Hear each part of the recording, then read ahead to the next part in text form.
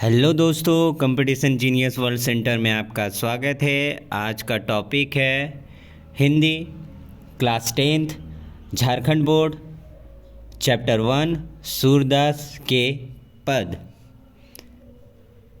Question number 1 में पूछा जा रहा है, कवि के अनुसार जीव का परम लक्ष्य क्या है। पहला है धन प्राप्ति, दूसरा है भगवान की भक्ति, तीसरा है परिवार का सेवा और चौथा है लोक सेवा। इसका जो राइट आंसर है वो ऑप्शन बी है। ठीक है, इसका राइट आंसर क्या हो जाएगा? बी हो जाएगा। चलिए सेकंड क्वेश्चन में देखेंगे, सूरदास जी के पदों में किसकी महिमा का वर्णन किया गया है। पहला है शिव जी की, दूसरा है राधा की, तीसरा है श्री कृष्ण की और चौथा है हनुमान की। तो इसका जो राइट आंसर है वो है श्री कृष्ण की किया गया है। ठीक है, तो ऑप्शन सी हो जाएगा इसका राइट आंसर। चलिए नेक्स्ट में देखेंगे, क्वेश्चन नंबर 3 में देखेंगे, कवि के अनुसार गोपियाँ कौन सी बात नहीं समझ पाती। पहला है प्रेम, दूसरा है वैराग्य, तीसरा है मोक्ष और चौथा है कर्म। तो इसका जो राइट आंसर है क्वेश्चन नंबर 3 का वो है वैराग, यानी कि ऑप्शन बी हो जाएगा इसका राइट आंसर। क्वेश्चन नंबर 4 में देखेंगे, गोपियाँ किससे कृष्ण को याद करती थी।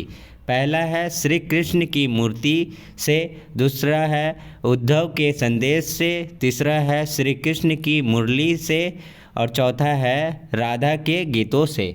इसका जो राइट आंसर है ऑप्शन सी होगा, चौथा का सी, श्री कृष्ण के मुरली से।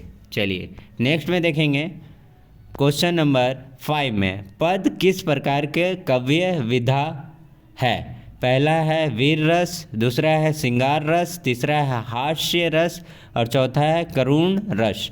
तो इसका जो राइट आंसर है वो है श्रृंगार रस, यानी कि ऑप्शन बी इसका राइट आंसर हो जाएगा। छठा क्वेश्चन में देखेंगे, सूरदास जी के पदों का मुख्य आधार क्या है। पहला ऑप्शन है ज्ञान, दूसरा ऑप्शन है योग, तीसरा ऑप्शन है भक्ति और चौथा ऑप्शन है वैराग्य। तो इसका जो राइट आंसर है छठा का वो है ऑप्शन सी होगा, भक्ति, ऑप्शन सी।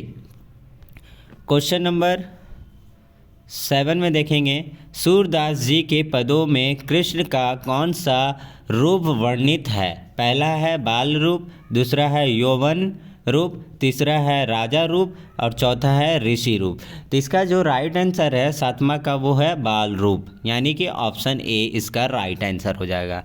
क्वेश्चन नंबर 8 में देखेंगे, सूरदास जी का साहित्य किस भाषा में है।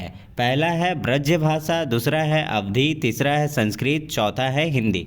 इसका जो राइट आंसर है वो है ऑप्शन ए होगा, ब्रज भाषा। ठीक है, इसका राइट आंसर। चलिए नेक्स्ट में देखेंगे, क्वेश्चन नंबर 9 में देखेंगे, सूरदास के पदों में मुख्य रूप से किसकी पीड़ा व्यक्त की गई है। पहला है मथुरा की, दूसरा है गोपियों की, तीसरा है उद्धव की और चौथा है राधा की।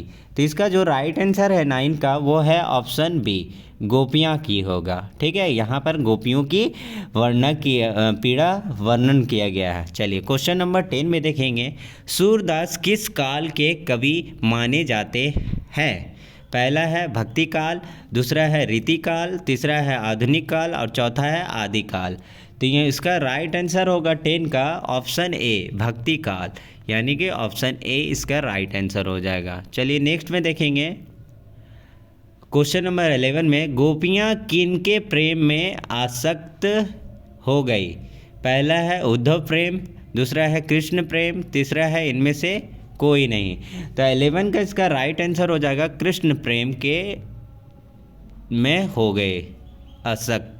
ठीक है, तो क्वेश्चन नंबर 12 में देखेंगे, गोपियाँ कृष्ण के प्रति कैसी भावना रखती है। पहला है क्रोध की, दूसरा है दया की, तीसरा है कामना की और चौथा है कृपा की।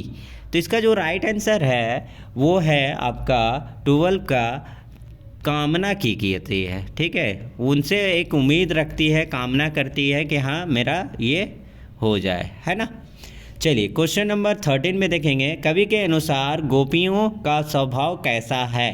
पहला है कठोर, दूसरा है निंदनीय और तीसरा है भोला और चौथा है मिथ्या। तो इसका जो राइट आंसर है 13 का वो है ऑप्शन सी, ऑप्शन सी यानी कि भोला। ठीक है, 14वां क्वेश्चन में देखेंगे, गोपियों को छोड़कर कृष्ण कहाँ चले गए थे?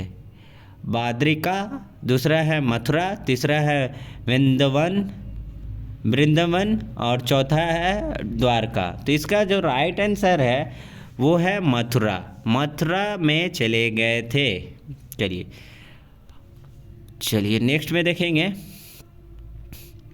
क्वेश्चन नंबर 15 में कृष्ण का कौन सा संदेश लेकर उद्धव आए थे? पहला है प्रेम का, दूसरा है विरह का, तीसरा है द्वार का और चौथा है वैराग का। तो इसका जो राइट आंसर है वैराग का, यानी कि ऑप्शन डी हो जाएगा इसका राइट आंसर। कवि ने किस पक्षी की तुलना गोपियों ने स्वयं से की है? पहला है मोर, दूसरा है बाया और तीसरा है हंस और चौथा है सारिका। तो इसका जो राइट आंसर है 16 का वो है सारिका। तो ऑप्शन डी हो जाएगा इसका राइट आंसर।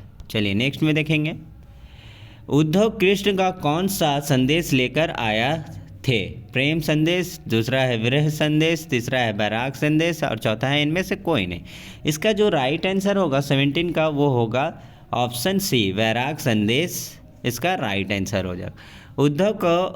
उद्धव का संदेश सुनकर गोपियों की स्थिति कैसी हो गई? पहला है मौन धारण कर लिया, दूसरा है विरह की आग जागी और तीसरा है खुशी की आग जागी और चौथा है प्रेम की आग जागी। तो इसका जो राइट आंसर है 18 का वो है आपका ऑप्शन बी, विरह की आग जागी। ठीक है, चलिए नेक्स्ट में देखेंगे, 19 में उद्धव के आगमन की गोपियों ने किस पत्ते से की गई है? पहला है पीपल के पत्ते से, दूसरा है नीम के पत्ते से, तीसरा आम के पत्ते से और चौथा है पलाश के पत्ते से। तो इसका जो राइट आंसर है वो है ऑप्शन सी, यानी कि आम के पत्ते से। चलिए, उद्धव के किन गोपियों से रहकर भी स्नेह का अर्थ ना समझ सके? पहला है सुकुमारी से, दूसरा है कृष्ण से, तीसरा है ब्रज की गोपियों से और चौथा है इनमें से कोई नहीं।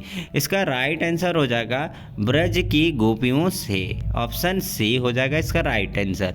उम्मीद करता हूँ वीडियो पसंद आया होगा, तो प्लीज़ लाइक करें, शेयर करें एंड सब्सक्राइब करना बिल्कुल ना भूलें। सब्सक्राइब बिल्कुल फ्री है, तो आप इस चैनल को ज़रूर सब्सक्राइब करें। कंपटीशन जीनियस वर्ल्ड सेंटर में इसमें आपको जैक बोर्ड की सारे सब्जेक्ट की तैयारी कराई जाएगी, class 10th and 12th, arts science commerce तीनों स्ट्रीम के सब्जेक्ट की तैयारी कराई जाएगी, वो भी बिल्कुल फ्री।